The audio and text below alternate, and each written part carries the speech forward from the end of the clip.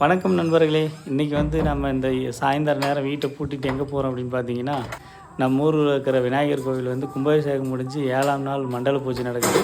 அந்த பூஜையில் கலந்துக்கிறதுக்கு குடும்பத்தோடு போயிட்டுருக்குறோம். ஸோ அங்கே போய் குடும்பத்தோடு கலந்துக்கலான்னு போய் பார்த்தா சாமி அலங்காரம் நடக்கலை. அதனால் கொஞ்சம் லேட் ஆனதுனால எல்லோரும் உட்காந்து வேடிக்கை பார்த்து பேசிகிட்டு இருந்தாங்க.